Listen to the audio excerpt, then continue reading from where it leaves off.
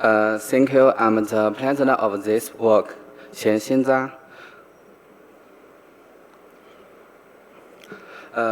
Currently, many AI tasks and applications heavily rely on the correlation of labeled data, specifically the corresponding relationships within paired data as illustrated. Our typical applications are listed here: Cross-Modal retrieval, visual grounding, visual question answering, and image captioning. The collect corresponding relationships between training data will directly affect the performance of the target tasks. In real world, it is very difficult to collect high-quality labeled data, as this requires substantial human and material resources. A more practical approach is to gather data from existing sources on the Internet. However, this leads to a problem. Data obtained from the Internet typically contains a certain proportion of incorrectly matched data pairs. For instance, consumption caption is a dataset collected automatically from the Internet.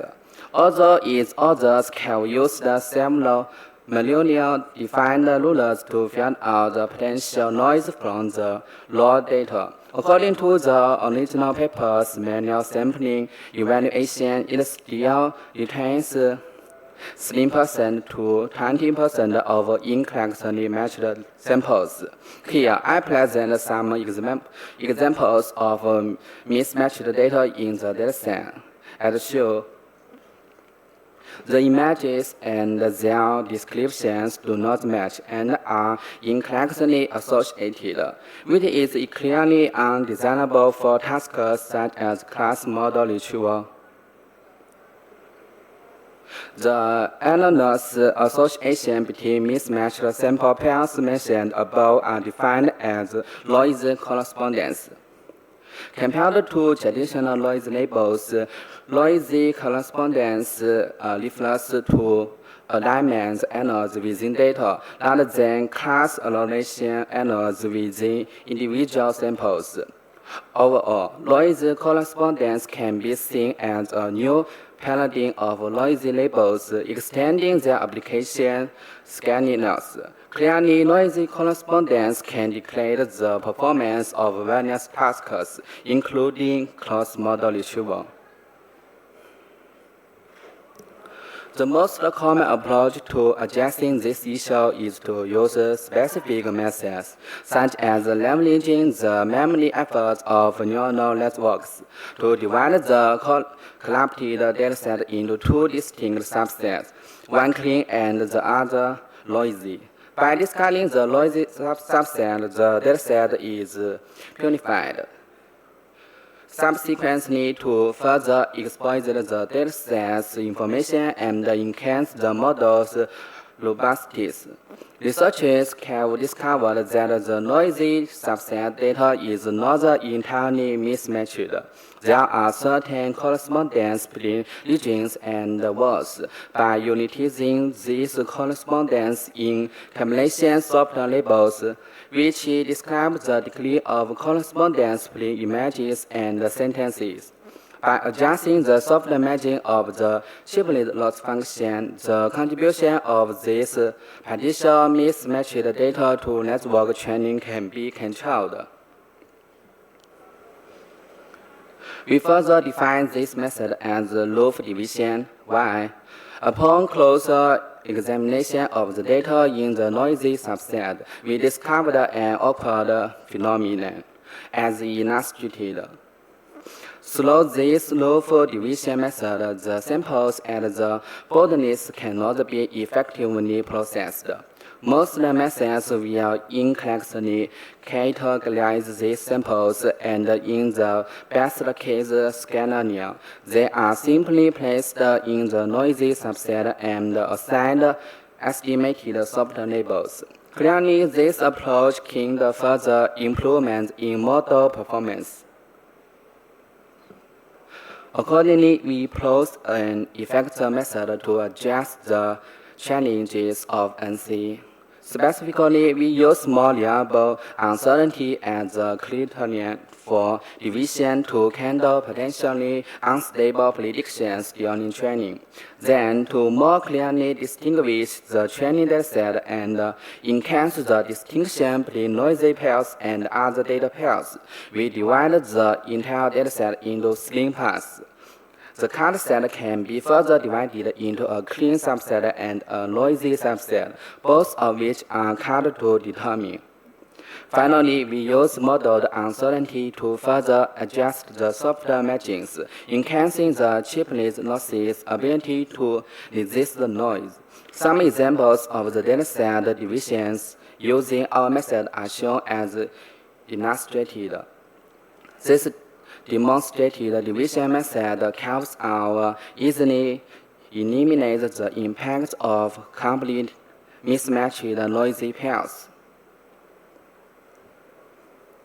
Before introducing the framework of our work, I will present two formulations we use for modeling uncertainty, following the principles of subjective logic.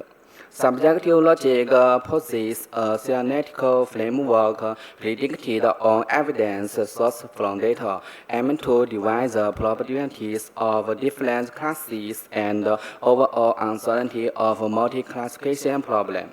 Specifically, the K-mask values are all non-negative and their sign is 1, which is defined as formulation 1.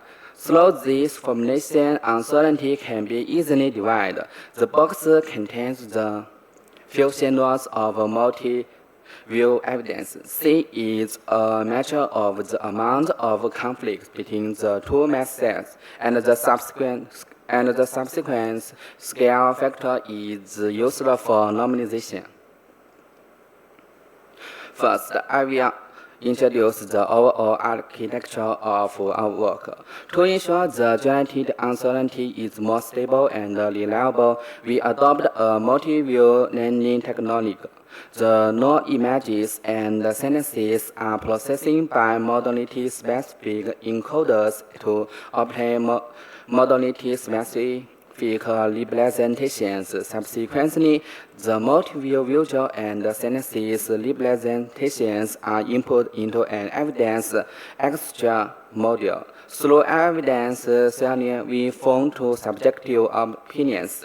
Then, using denser sample theory, we obtain a common opinion M.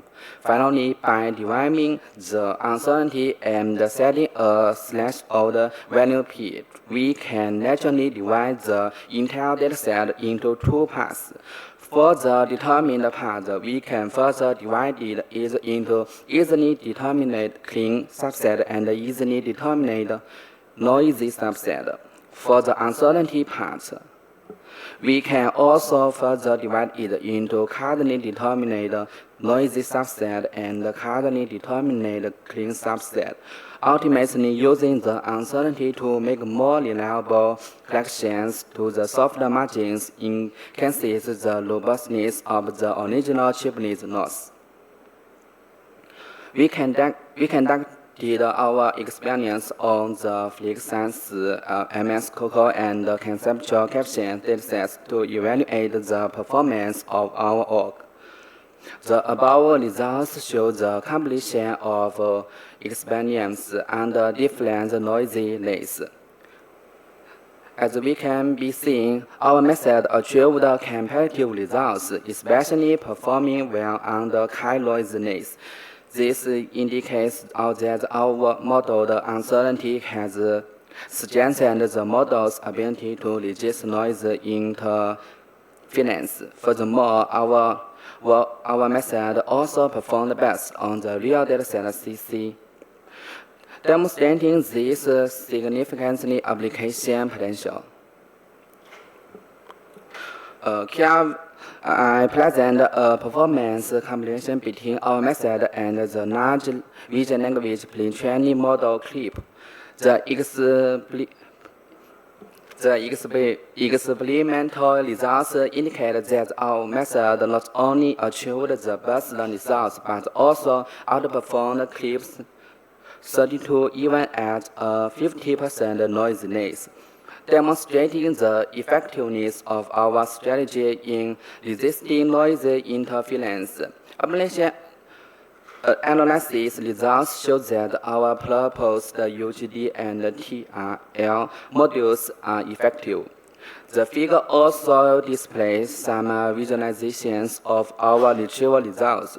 We can see that for retrievals with low uncertainty determined retrievals, the model confidently retrieves the relevant counterparts. However, when the uncertainty is high, the similarity of the retrieval results tends to be at the borderline, showing the model's lack of confidence in the retrieval results. This indicates that our modeled uncertainty indeed helps the model better handle borderline samples. That's all. Thank you.